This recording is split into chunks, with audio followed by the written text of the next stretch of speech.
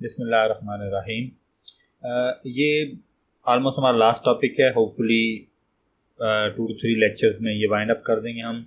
It's file handling, reading a text file and writing a text file. अच्छा जी, लेकिन file handling शुरू से करने से पहले जो डाटा इनपुट आउटपुट है उसको हम एक दफ़ा रिवाइज कर लेते हैं। सिंपली हम एक कोई डबल या फ्लोट कर लेते हैं। फ्लोट एक्स और सी इन एक्स और सी आउट।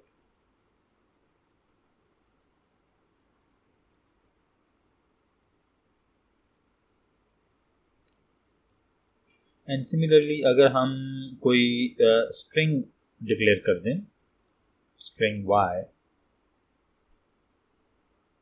और स्ट्रिंग के लिए नॉर्मली हम गेट लाइन यूज करते रहे हैं। गेट लाइन सी इन कामा वाई, और यहाँ पे हमें सी आउट।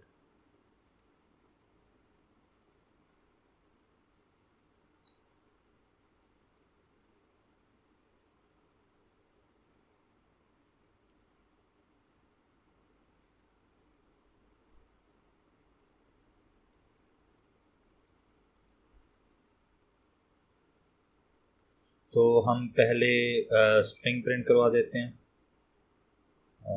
वाई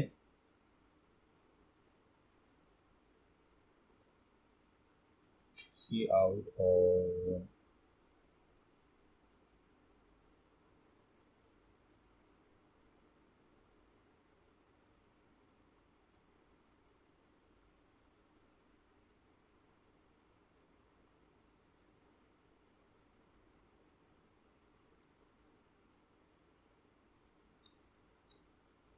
देखिए हमने एक फ्लोट डिक्लेयर किया है, एक स्ट्रिंग डिक्लेयर की है, और एक्स वाई, और एंटर स्ट्रिंग यूजर से हमने वाई में स्ट्रिंग ले ली और फिर एंटर नंबर, एक्स में नंबर ले लिया और दोनों को प्रिंट कर दिया। ठीक है, जस्ट हम इसको रन करते हैं और एक टेस्ट करते हैं। से मैं एंटर स्ट्रिंग में 2.134 एंटर कर देता हूँ,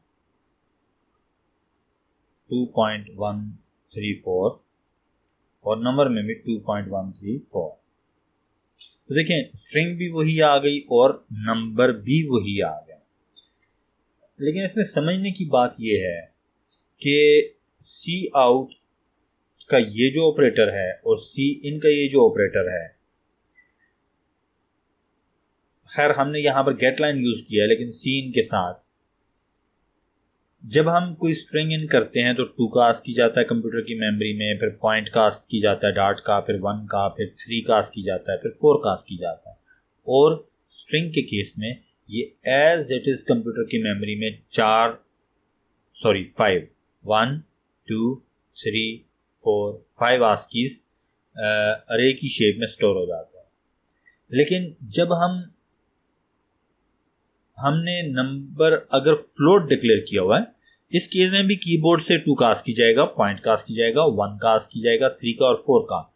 लेकिन यहाँ पे कंपाइलर का काम है, और यहाँ पे इनफैक्ट सी लैंग्वेज क्या करती है कि अगर वो फ्लोट में उसने डाटा स्टोर करवाना है तो वो इसको वैल्यू में एक स्पेसिफिक कॉन्सेप्ट है जिसको हमने शुरू में डिस्कस किया था कि इंटीजर्स को कैसे स्टोर करते हैं, साइन नंबर्स को कंप्यूटर की मेमोरी में कैसे स्टोर करते हैं, अनसाइन नंबर्स को कैसे स्टोर करते हैं। फ्लोट का एक IEEE स्टैंडर्ड है जिसमें एक्सपोनेंट होता है और बेस और वो सारी चीज़ें, उसका साइन, तो उसका एक स्टैंडर्ड फॉर्मेट है कि कितनी बिट्स किसके लिए रिजर्व्ड हैं, 1 बिट साइन के लिए रिजर्व्ड है, 2's कम्प्लीमेंट क्या चीज़ है।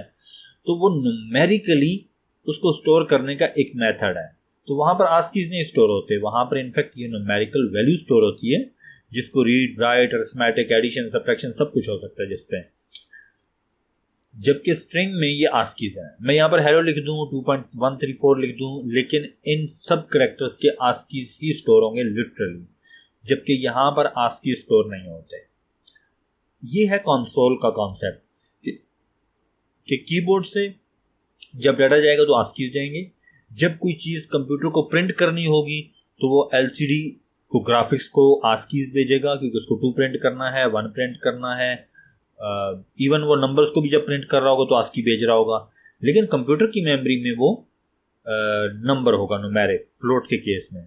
इसके केस में आस्कीज ही होंगे कंप्यूटर की मेमोरी में।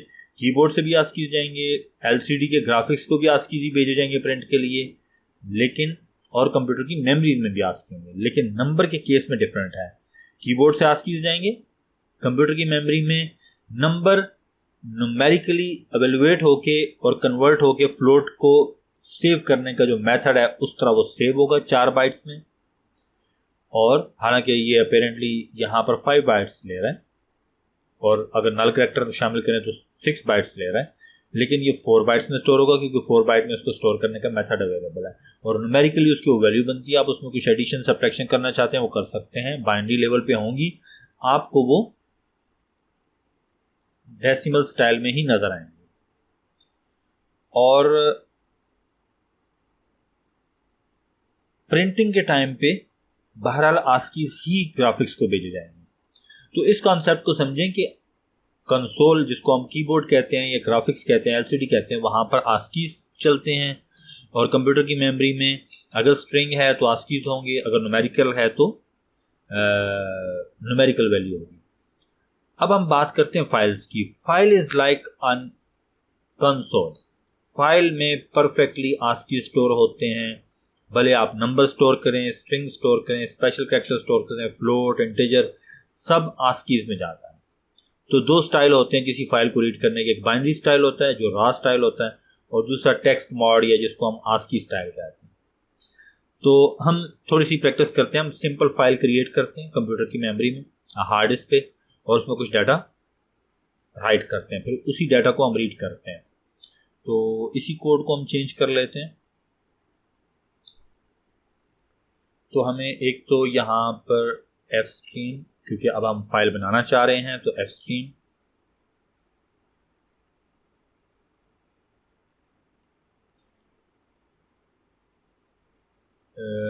मेन में, अच्छा क्योंकि हमने ऑब्जेक्ट ओरिएंटेड प्रोग्रामिंग नहीं पढ़ी हुई तो मैं साथ साथ कुछ थोड़ा सा आइडिया देता जाऊंगा। जैसे हमने स्ट्रक्चर्स के बारे में बात की थी, मोर और लेस वही कॉन्सेप्ट है। ऑफ स्ट्रीम माई फाइल, ये हम एक ऑब्जेक्ट क्रिएट कर रहे हैं ऑफ टाइप ऑफ स्ट्रीम, ये क्लास है और ये उसका ऑब्जेक्ट है माई फाइल, और ये बिल्ट इन है। Of stream built in object है जो कि इस लाइब्रेरी में, इस हेडर फाइल में डिफाइंड है। मैंने उसको माई फाइल कह दिया, आप इसको कोई भी नाम दे सकते हैं ऑब्जेक्ट को, लेकिन जो वेरिएबल नेमिंग का जो कॉन्सेप्ट है ना, वो मतलब उसको आपने फॉलो करना है। और यहाँ पर हम डबल कोट में example.txt, ये देखिए हम जिस तरह फाइल क्रिएट करते हैं हमने एग्जैक्टली वैसे फाइल क्रिएट कर दी है। और ये फाइल नेम बताया हमने उसको कि हम उसको माई फाइल के नाम से हैंडल करेंगे, लेकिन उसका नाम example.txt होगा। ठीक है। इफ थोड़ी सी एरर हैंडलिंग हम यहाँ पे कर लेते हैं। My file dot is open, कि अगर वाकई क्रिएट हो गई है तो तब, ठीक है। और यहां पर इफ के अंदर हम माई फाइल, ये देखें एग्जैक्टली जिस हम सी आउट करते थे वैसे ही हम माई फाइल कर रहे हैं। और this is line my file, this is another line। ठीक हो गया जी। और 2 लाइंस लिखने के बाद आप इसको क्लोज कर सकते हैं, क्योंकि देखें हमने ये फाइल फिलहाल कंप्यूटर की रैम में क्रिएट की है। ठीक है। तो जब भी हम फाइल ओपन करेंगे तो उसको प्रॉपरली क्लोज करना, बिल्कुल ऐसे ही जैसे आप कभी यहाँ से एडिटर को क्लोज करते हैं या कोई फाइल ओपन करते हैं तो उसको क्लोज करते हैं, प्रॉपर सेव करते हैं, तो यहाँ पर आपको फाइल क्लोज करनी होगी। Else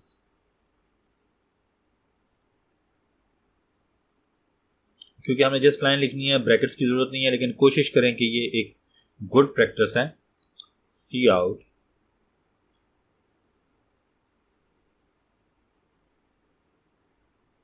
unable to open file, return 0।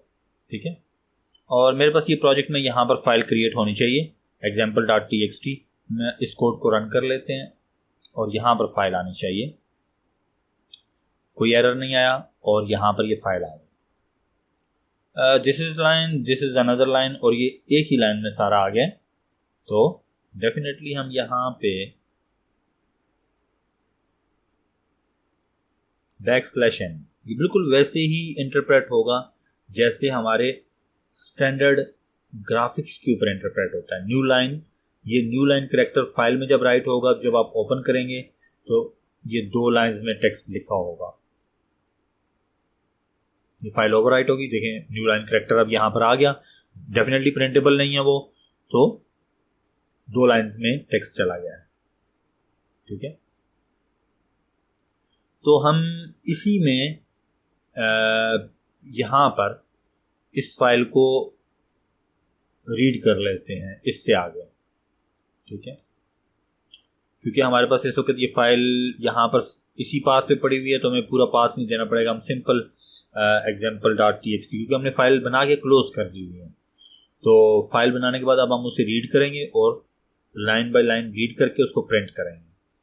तो एक काम ये है कि आप अपना डाटा, कोई भी डाटा आप फाइल में राइट करना चाहते हैं, आप इस एडिटर को क्लोज कर दें, आपका ये डाटा इस फाइल में सेव्ड रहेगा।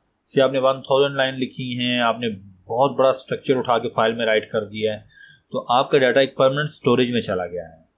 ठीक है, अगर आप अपना प्रोग्राम क्लोज भी कर देते हैं तो वो हार्ड डिस्क पे स्टोर्ड है। इस तरह हम अपना डाटा परमानेंट स्टोरेज के ऊपर स्टोर करते हैं। से अगर ये कोड एग्जिट भी कर जाता है तो डाटा फाइल में रहेगा। तो हम इसी फाइल को रीड करके प्रिंट कर लेते हैं। तो इसके लिए एक तो हमें स्ट्रिंग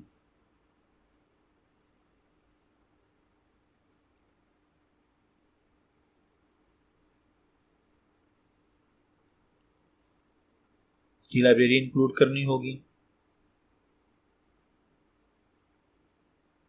और रिटर्न से पहले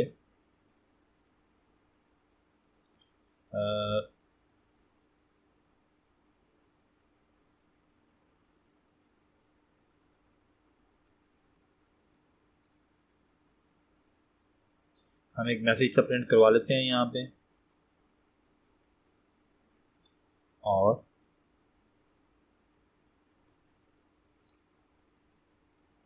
स्ट्रिंग लाइन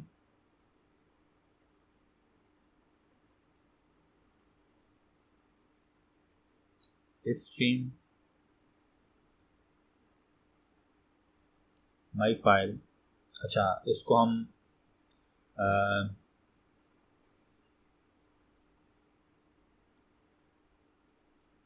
योर फाइल का नाम दे दें, क्योंकि माई फाइल हम पहले ऊपर कर चुके हैं।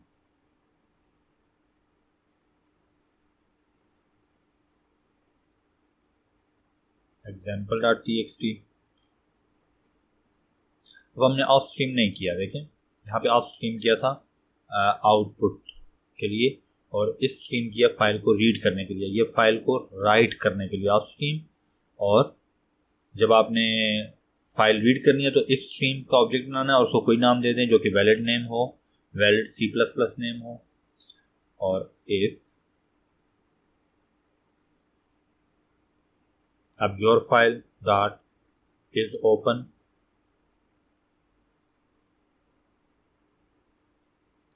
और यहाँ पे हम फाइल को लाइन बाय लाइन रीड करना चाह रहे हैं, तो इसके लिए हम वाइल लूप लगाते हैं। वाइल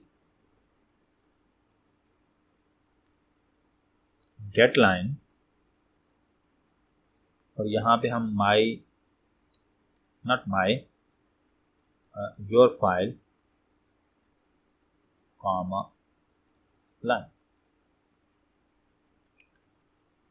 और अब ये एक एक लाइन रीड होगी, और हम यहाँ पे, क्योंकि अब हम ग्राफिक्स पे प्रिंट करना चाह रहे हैं, LCD पे प्रिंट करना चाह रहे हैं, तो यहाँ पे लाइन,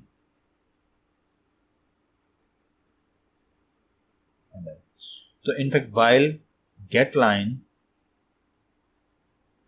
बिल्कुल वैसी जैसे हम पहले गेट लाइन करते थे, यहाँ पे सीन करते थे, get line cin line कर रहे थे। तो अब क्योंकि कंसोल हमारा स्टैंडर्ड कीबोर्ड नहीं है बल्कि फाइल है, फाइल से डाटा रीड कर रहे हैं, तो गेट लाइन में हम सी इन की जगह योर फाइल दे रहे हैं जिस फाइल से रीड करना है, और वेरिएबल नेम दे रहे हैं जिस वेरिएबल में रीड करना है। तो वहां से लाइन रीड होके यहाँ पर लाइन में आ जाएगी, उसको हम ग्राफिक्स पे प्रिंट कर देंगे एलसीडी पे, ठीक है। और जब ये फाइल प्रिंट हो जाएगी तो हम क्लोज कर देंगे फाइल।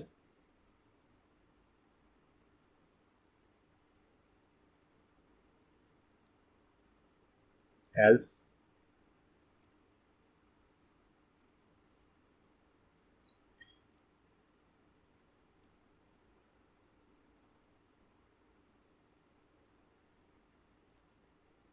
तो ये एरर हैंडलिंग बेसिक आप कर सकते हैं, क्योंकि आपके पास कुछ ऐसे मेथड्स अवेलेबल हैं जिससे आप चेक कर सकते हैं कि फाइल ओपन हुई है या नहीं हुई। से आपने पूरा पाथ नहीं दिया, फाइल कहीं और पड़ी थी, आपका कोड कहीं और पड़ा हुआ है, तो फाइल ओपन नहीं होगी। तो आपको कैसे पता चलेगा ओपन हुई? तो इस ओपन का एक मेथड अवेलेबल है। जब भी आपने if stream class your file object और ऑब्जेक्ट को साथ फाइल नेम दे दें तो ये फाइल ओपन कर लेगा, और यहाँ पर चेक कर लेगा। अगर ओपन हो गई है तो उसमें से एक लाइन रीड करेगा वाइल लूप के अंदर, जब तक उसको end of file, her file में जहाँ पर फाइल एंड होती है वहाँ पे EOF end of file character होता है, तो उस वक्त तक ये लूप चलता रहेगा। जितनी लाइनें होंगी रीड करेगा, जब लाइनें कंप्लीट हो जाएंगी तो ये लूप खत्म हो जाएगा। तो वाइल, तो ये गेट लाइन का जो मेथड है ये खुद ब खुद से इसको मतलब ये फॉल्स हो जाएगा और ये इससे बाहर आ जाएगा। तो एक एक लाइन रीड करके हम प्रिंट कर रहे हैं। तो अब देखें, फाइल क्रिएट हुई, रीडिंग फाइल के बाद हमें यहाँ पे न्यू लाइन करेक्टर देना चाहिए था।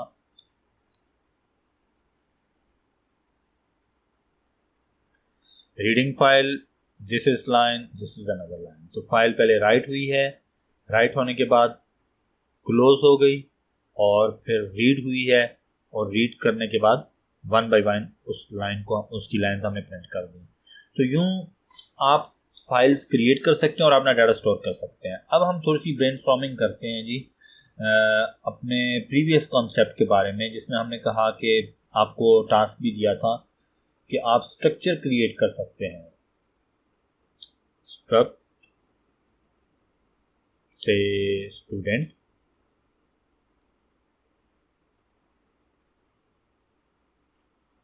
और स्ट्रिंग नेम,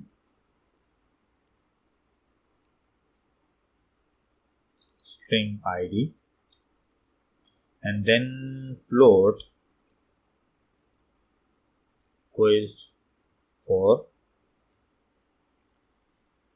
और यहीं पे वैसे हम क्रिएट कर सकते हैं बेल और 44।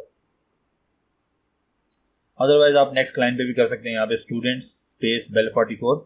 आप वहां पर भी मैंने स्टूडेंट टाइप की बेल नाम से एक 44 लेंथ की एरे बना दी। हमने नेस्टेड स्ट्रक्चर भी पढ़े थे, और नेस्टेड स्ट्रक्चर भी हो सकते हैं जिसमें एड्रेस एक स्ट्रक्चर हो सकता है जिसको आप यहाँ पे मतलब ऐड कर सकते हैं एज अ मेंबर। अब देखें, ये 1 2 एंड एन अरे ऑफ लेंथ 4, इस बेल में अपेरेंटली ये 3 मेंबर्स हैं, एक मेंबर जो है वो अरे है। तो अब आप जरा सोचें कि हमने कहा था कि ये प्योरली एक टेबल है, स्ट्रक्चर जो है अरे ऑफ स्ट्रक्चर एक टेबल है, और हमने ये ट्राई भी किया था कि हम डाटा किसी स्ट्रक्चर में फिल कर सकते हैं, किसी टेबल का डाटा, और हम उस स्ट्रक्चर में डाटा फिल करके बहुत सारा मैथमेटिक्स उसके ऊपर कर सकते हैं, सॉर्ट कर सकते हैं डाटा को, सम कर सकते हैं। फॉर एग्जांपल मैं यहाँ पे 5 कर दूँ, या यहाँ पे एक फ्लोट टोटल कर दूँ, और मैं कहूँ कि टास्क ये था कि आप जो बेस्ट 2 क्विज़ेस हैं उनका सम कर दें और टोटल में डाल दें। तो डेफिनेटली आपको सॉर्टिंग भी करनी पड़ेगी, या सॉर्टिंग नहीं तो कम से कम कुछ थोड़ा बहुत एनालिसिस करना पड़ेगा कि जो 2 बड़े नंबर हैं उनको ऐड करके टोटल में डाल दो। तो यहाँ पे डाटा यूजर से लेना है, यहाँ पे डाटा कैलकुलेट करके डालना है। अब आप देखिए आपने 44 स्टूडेंट्स का नेम्स, आईडीज, क्विजेस ले लिए, सॉर्ट कर लिए, टोटल कर लिया और प्रिंट भी कर दिया, लेकिन जब आप कोड को क्विट करेंगे, एग्जिट करेंगे, तो आपका सारा डाटा ज़ाया हो जाएगा क्योंकि वो रैम में था, वोलेटाइल मेमोरी में था। एप्लीकेशन क्विट की, उसका डाटा भी गया। तो यहाँ पर अगर आप इसको थोड़ा सा इनकॉर्पोरेट कर दें फाइल हैंडलिंग को, कि आप ये पूरा टेबल कामा सेपरेटेड वैल्यूज के स्टाइल में किसी फाइल में राइट कर दें।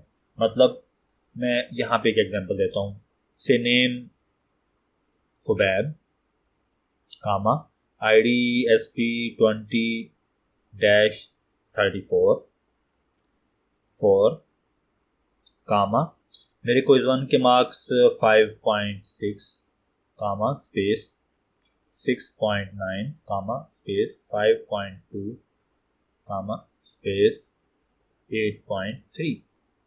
अभी देखिए ये पूरी एक लाइन है, लेकिन यहाँ पर ये तो स्ट्रिंग है, ये भी स्ट्रिंग है, लेकिन ये फ्लोट है, ये फ्लोट है। बहरहाल आप फिलहाल कोई फ्लोट भी राइट कर सकते हैं फाइल में, ठीक है। तो आप क्या करें, आप एक लूप लगाएं, उस लूप में पहले नेम फाइल में प्रिंट करें, फिर कामा खुद से डाल दें, कामा को डबल कोट में डाल दें, और वही बिल्कुल जिस तरह मैंने थोड़ी देर पहले यहाँ पर फाइल में डाटा राइट किया था, ये इस तरह, ठीक है। ये तो रीड किया, ये माई फाइल, आप यहाँ पे वेरिएबल दे दें या यहाँ पे लिटल स्ट्रिंग दे दें, आप दोनों काम कर सकते हैं। यहाँ पर आप नेम लिख देंगे bell of I dot name, तो वो नेम फाइल में चला जाएगा। देन आईडी, देन क्विजेस, तो सारा डाटा आप राइट कर सकते हैं। फॉर लूप के एंड पे एक न्यू लाइन कैरेक्टर डाल देंगे यहाँ पे, तो वो नेक्स्ट लाइन पे नेक्स्ट डाटा प्रिंट कर देगा। तो यूं आप फॉर लूप लगा के पहले यूजर से डाटा लें और फिर एंड पे किसी फाइल में राइट कर दें। नेक्स्ट टाइम जब आप इसको डाटा को प्रोसेस करना हो तो आप उसी फाइल से रीड कर लें। तो आप एक छोटा सा सॉफ्टवेयर लिख सकते हैं, या आपका वेरी फर्स्ट सॉफ्टवेयर होगा कि जिसमें आप 44 स्टूडेंट्स का डाटा ले रहे हैं, उसको फाइल में राइट कर रहे हैं, और ये परफेक्ट सॉफ्टवेयर है जिसमें आपने जो डाटा लिया आपने उसको फाइल में स्टोर कर दिया और नेक्स्ट टाइम आप उसको रीड भी कर रहे हैं। तो इस टास्क को अब समझ लें कि आपने 44 के लिए नहीं करें, आप 5-6 के लिए कर लें ताकि आपका ज़्यादा टाइम ना लगे डाटा एंटर करने में। लेकिन वो 5-6 के लिए अगर चलेगा तो फॉर लूप को बढ़ा देंगे तो वो 44 के लिए भी चल जाएगा। नेम, फिर कामा राइट करना है, स्पेस, फिर आईडी राइट करना है, कामा स्पेस, फिर first quiz, second, third, fourth quiz. लेकिन आपने टोटल में जो वैल्यू स्टोर करनी है वो इसकी जो बेस्ट 2 क्विजेज हैं, मेरे फिलहाल बेस्ट 2 क्विजेज ये 8.3 है और 6.9 है, इन दोनों को ऐड होकर टोटल में जाना चाहिए। एक मेथड ये है कि आप पूरी क्लास की क्विजेस को सॉर्ट कर लें, मतलब इन चारों को सॉर्ट इस तरह करें कि मेरे बेस्ट क्विज इधर आ जाए और सेकंड बेस्ट इधर आ जाए, थर्ड बेस्ट इधर आ जाए, फोर्थ बेस्ट इधर आ जाए। पहले सॉर्ट कर लें, सॉर्ट करने के बाद सिंपली पहले 2 को ऐड करके टोटल में डाल दें, ठीक है, टोटल में स्टोर करते जाएं, क्योंकि हर स्टूडेंट का अपना टोटल है। बेल 0 जो होगा उसमें अपना टोटल होगा, बेल 1 में अपना टोटल होगा, बेल 2 में अपना टोटल होगा, हर एक का अपना टोटल है। तो हर स्टूडेंट का टोटल भी साथ साथ ऐड करते हैं और यहाँ पे टोटल भी आप डाल सकते हैं। से 8.3 प्लस 6.9 इज लाइक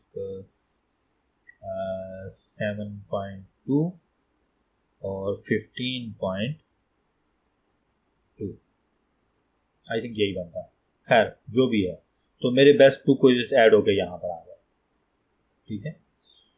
तो ये टास्क है आप लोगों का और ये फुल टाइम सॉफ्टवेयर है। आप कोशिश करें कि ये टास्क कुछ टाइम में कर लें, क्योंकि हमारे जो स्टार्ट के लेक्चर्स हैं हमने अभी उनके टास्क भी करने हैं।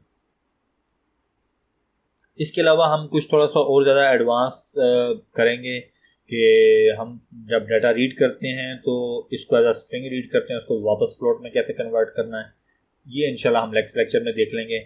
और कुछ थोड़े से और एक्सरसाइज भी फाइल हैंडलिंग से रिलेटेड कर लेंगे। आप इसको यहाँ पे CSV भी कर सकते हैं। CSV ये भी टेक्स्ट फाइल होती है। CSV जो है ये आपके एक्सेल के साथ ओपन हो जाती है। जब आप डाटा बहुत सारे स्टूडेंट्स के बीच में डाटा राइट करेंगे, उसको डबल क्लिक करके ओपन करेंगे तो वो as a table file, excel file खुलेगी, क्योंकि CSV फाइल नॉर्मली एक्सेल के साथ एसोसिएटेड होती है। आप उसको राइट क्लिक करके नोटपैड से भी खोल सकते हैं, लेकिन जब आप कामा सेपरेटेड वैल्यू, कामा स्पेस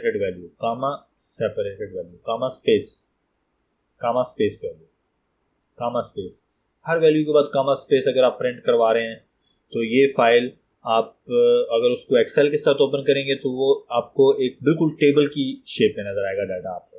ठीक है, तो ये बड़ा कंसिस्टेंट डाटा, यहाँ से डाटा साइंस का स्टार्ट होता है। जितना डाटा साइंस का हुआ है वो इनफैक्ट टेबल से ही स्टार्ट होता है, बेसिक टेबल से। डेटाबेसेस, हर चीज़, ये सब टेबल्स हैं। तो अगर आपको टेबल मैनिपुलेट करना आ जाए, सॉर्ट करना आ जाए, सर्च करना आ जाए, तो इसी को हम क्यूरी कहते हैं डाटाबेसेस में। तो आप कितने लोअर लेवल के ऊपर टेबल को अगर हैंडल करना जानते हैं तो ये ज़्यादा अच्छी बात। तो इस लेक्चर को यहाँ वाइंड अप करते हैं। एक लेक्चर और होगा फाइल हैंडलिंग पे, होपफुली मैक्सिमम 1 ही हो सकता है। अगर कुछ और मटेरियल हुआ तो हम उस पर भी करेंगे, लेकिन इसके बाद हम कुछ थोड़े से एडवांस टॉपिक्स करेंगे। थैंक यू, अल्लाह हाफिज़।